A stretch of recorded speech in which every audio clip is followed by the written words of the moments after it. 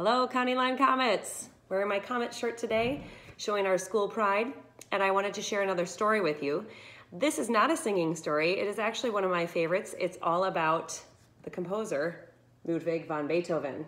This is especially geared toward my 5th grade students. You know, we all just finished our Beethoven unit and watched the movie Beethoven Lives Upstairs.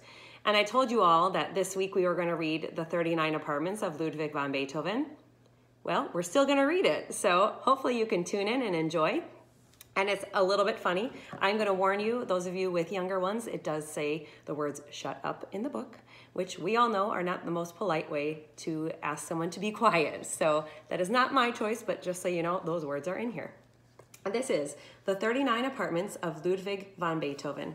This book is written by Jonah and illustrated by Blitt. I'm going to do my best to get all the pictures in this video for you today.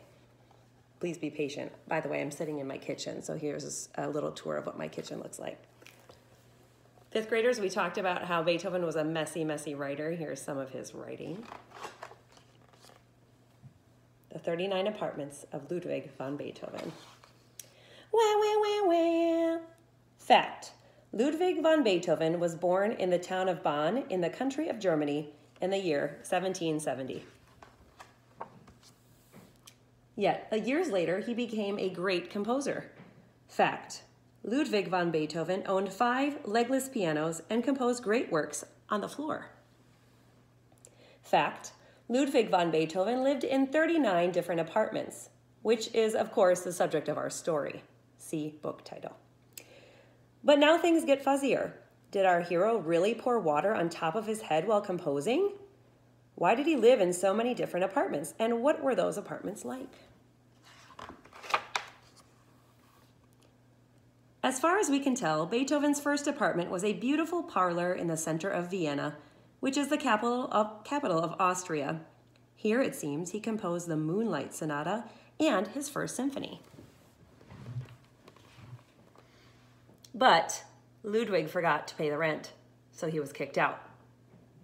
This was a problem because, fact, it is very difficult to move a piano.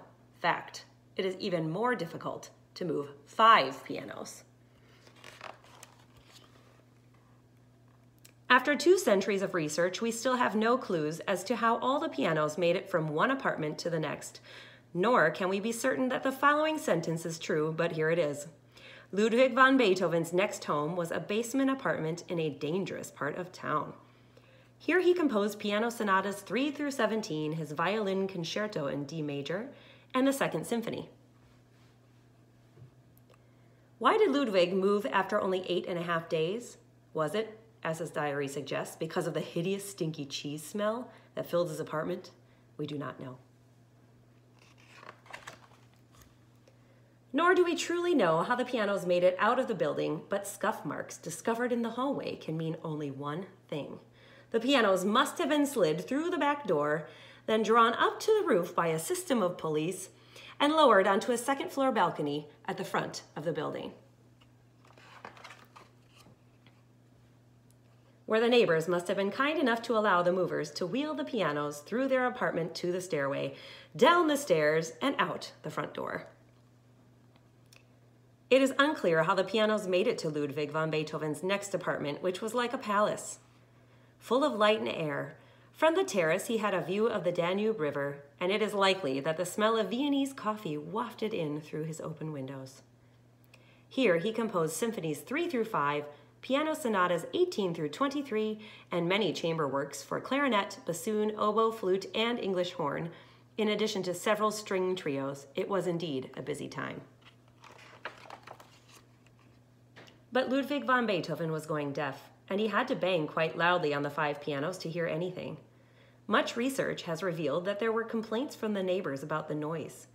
Bits of paper with the German words for "shut up" have been discovered, and then there were the dents in the ceiling of his downstairs neighbor, probably made by a broomstick banged repeatedly. Poor Ludwig was again kicked out.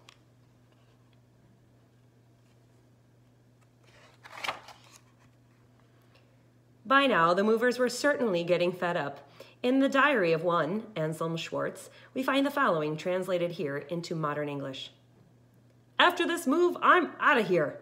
That dude is whacked in the head. Yow! My back is like really messed up. The records do show that this job was a humdinger. The easy part was moving the pianos out. They were simply lowered from the balcony and all went smoothly. The hard part was moving the pianos into the new apartment, which was tiny and in an attic. It seems the movers had to push the pianos through the old castle next door, through a grand hall displaying suits of armor, up 3 flights of stairs, and into a dentist's office. The movers then bashed in the wall, a theory supported by a gaping hole we have found behind a poster with the German words for "Don't forget to floss," that must have been hung to conceal the spot.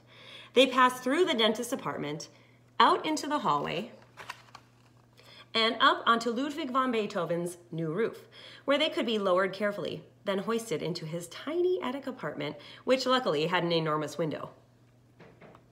Here, Beethoven wrote all his piano concerti, as well as his famous Pastoral Symphony No. 6. It was gorgeous music, but repeated complaints were filed with the local magistrate, mostly by one neighbor, a certain Fräulein Inga Hausfrau. In one complaint, she demands the maestro's immediate arrest because that madman is banging on those blasted piano keys day and night. And yet, it appears that Ludwig could hardly hear his pianos at all. After much growling and pouring of water over his own head, he quite likely decided that there must be something wrong with this apartment. It was time to move once again. Probably because it had been so much work getting the pianos into the apartment, Ludwig van Beethoven decided to leave them there. He needed some new pianos anyway, since the old ones weren't loud enough anymore. Or so he thought. By now, Beethoven's hearing had gotten so bad that when he played his new pianos in his stylish new loft-style apartment, he played bangingly loud. This notion is supported by a startling discovery made by his neighbors' apartments. Hundreds of cotton balls with traces of dried earwax. Clearly, the noise was unbearable. And the neighbors must have been furious. Scraps of an old eviction notice show that Ludwig van Beethoven was booted after only one day.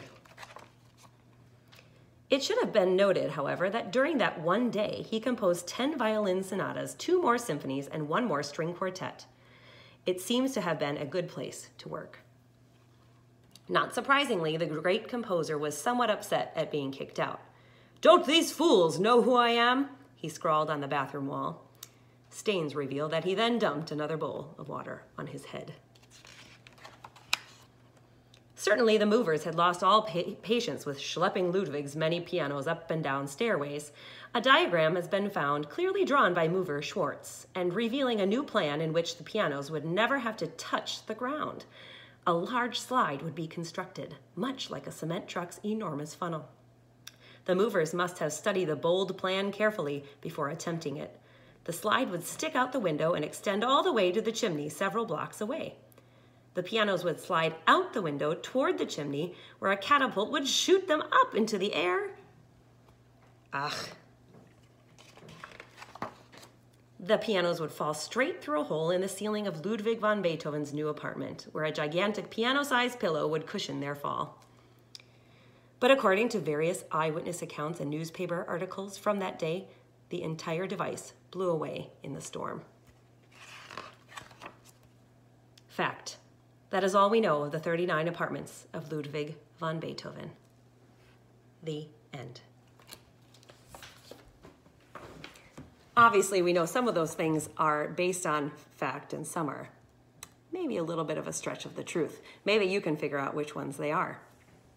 There are a few songs that were referenced in this story. I just wrote them down, so maybe you want to make a playlist at home or ask your family for permission to go on YouTube and check them out yourself.